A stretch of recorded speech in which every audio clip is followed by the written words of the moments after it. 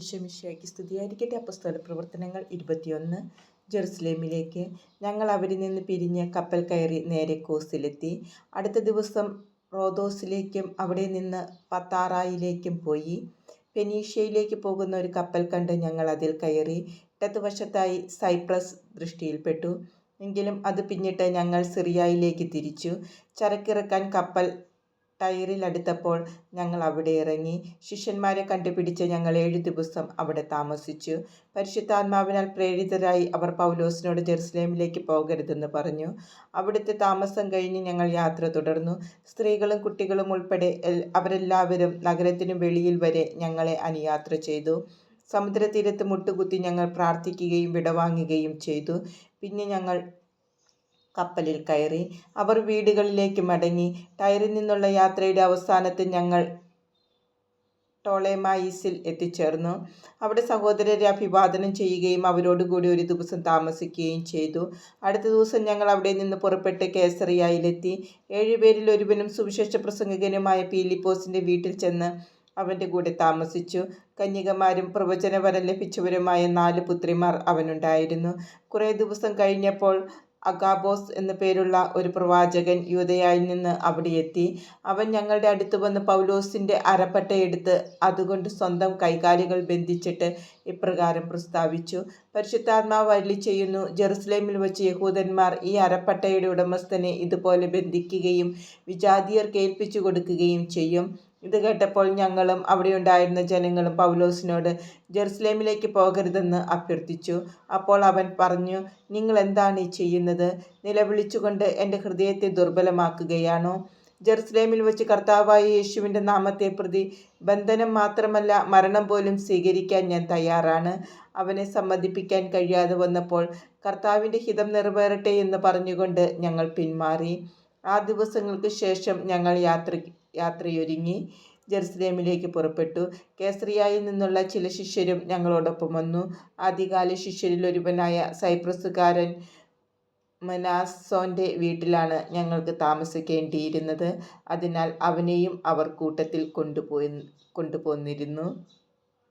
ജെറുസലേമിലെ തീരുമാനം. ഞങ്ങൾ ജെറുസലേമിലെത്തിയപ്പോൾ സഹോദരർ സന്തോഷപൂർവ്വം ഞങ്ങളെ സ്വീകരിച്ചു.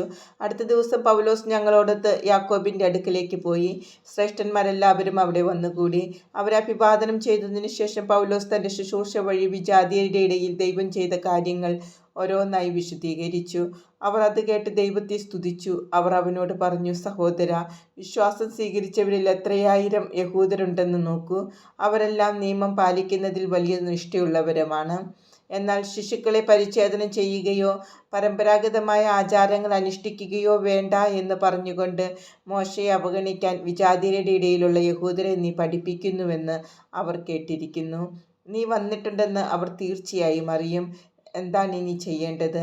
അതിനാൽ ഞങ്ങൾ പറയുന്നത് പോലെ നീ പ്രവർത്തിക്കുക. വ്രതമെടുത്ത 4 പേർ ഞങ്ങളുടെ കൂടെയുണ്ട്. അവരോടൊപ്പം പോയി നീയും നിന്നെ തന്നെ ശുദ്ധീകരിക്കുക. അവരുടെ ശിരോമുണ്ഡനത്തിനുള്ള ചെലവും നീ വഹിക്കുക.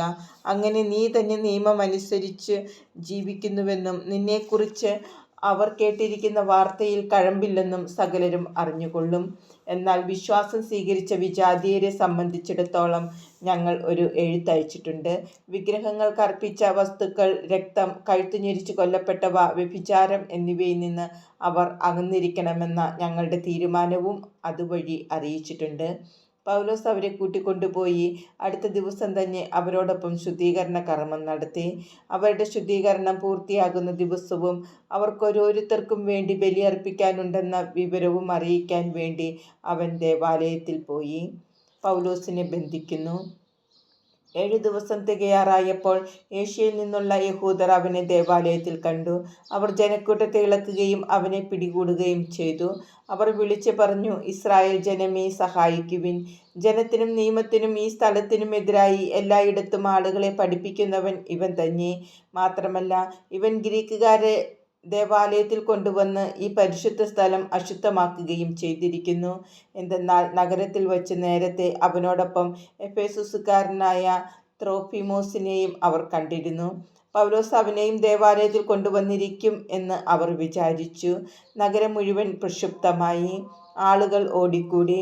അവർ പൗലോസിനെ പിടിച്ച് ദേവാലയത്തിനു പുറത്തേക്ക് വലിച്ചിഴച്ചു കൊണ്ടുവന്നു. ഉടൻ തന്നെ വാതിലുകൾ അടയ്ക്കുകയും ചെയ്തു. അവർ പൗലോസിനെ കൊല്ലാൻ ശ്രമിച്ചു കൊണ്ടിരിക്കുമ്പോൾ ജെറുസലേം മുഴുവൻ ബഹളത്തിലാണെന്ന് സഹസ്രാധിപൻ അറിവ് ലഭിച്ചു. അവൻ ഉടനെ തന്നെ ഭടന്മാരെയും ശതാധിപന്മാരെയും കൂട്ടിക്കൊണ്ട് അവരുടെ അടുത്തേക്ക് പാഞ്ഞെത്തി. ഭടന്മാരെയും സഹസ്രാധിപനെയും കണ്ടപ്പോൾ പൗലോസിനെ പ്രഹരിക്കുന്നതിൽ നിന്ന് അവർ വിരമിച്ചു. സഹസ്രാധിപൻ വന്ന് അവനെ പിടിച്ചു. അവനെ 2 ചങ്ങലകൾ കൊണ്ട് ബന്ധിക്കാൻ അവൻ കൽപ്പിച്ചു. അവൻ ആരാണെന്നും എന്തു ചെയ്തുവെന്നും സഹസ്രാധിപൻ അന്വേഷിച്ചു. ആൾക്കൂട്ടത്തിൽ ഓരോരുത്തരും ഓരോന്ന് വിളിച്ചു പറഞ്ഞുകൊണ്ടിരുന്നു. ബഹളം നിമിത്തം വസ്തുത ഗ്രഹിക്കാൻ കഴിയാതെ വന്നപ്പോൾ അവനെ പാളയത്തിലേക്ക് കൊണ്ടുവരാൻ അവൻ കൽപ്പന നൽകി. നടയിലെത്തിയപ്പോഴേക്കും ജനക്കൂട്ടത്തിന്റെ കയ്യേറ്റം നിമിത്തം പടയാളികൾ അവനെ എടുത്തുകൊണ്ട് പോവുകയാണ് ചെയ്തത്. അവനെ കൊല്ലുക എന്ന് വിളിച്ചു പറഞ്ഞുകൊണ്ട് ജനക്കൂട്ടം പിറകെ കൂടി. സഹസ്രാധിപന്റെ മുമ്പിൽ പാളയത്തിലെത്താറായപ്പോൾ പൗലോസ് സഹസ്രാധിപനോട് പറഞ്ഞു, ഞാനൊരു കാര്യം പറഞ്ഞുകൊള്ളട്ടെ. അവൻ ചോദിച്ചു, നിനക്ക് ഗ്രീക്ക് ഭാഷ അറിയാം അല്ലേ? അപ്പോൾ അടുത്തകാലത്ത് കലാപമുണ്ടാക്കുകയും 4000 ഭീകരപ്രവർത്തകരെ മരുഭൂമിയിലേക്ക് നയിക്കുകയും ചെയ്ത ഈജിപ്തുകാരനല്ലേ നീ? പൗലോസ് പറഞ്ഞു, കിലിക്കിയയിലെ താർസോസിൽ നിന്നുള്ള ഒരു യഹൂദനാണ് ഞാൻ, അപ്രധാനമല്ലാത്ത ഒരു നഗരത്തിലെ പൗരൻ. ജനത്തോട് സംസാരിക്കാൻ എന്നെ അനുവദിക്കണമെന്ന് ഞാൻ അപേക്ഷിക്കുന്നു. അനുവാദം കിട്ടിയപ്പോൾ പൗലോസ് നടയിൽ നിന്നുകൊണ്ട് ജനത്തോട് ആംഗ്യം കാണിച്ചു. അവർ പൂർണ്ണ നിശബ്ദരായി. ഹെബ്രായ ഭാഷയിൽ അവൻ പ്രസംഗം ആരംഭിച്ചു.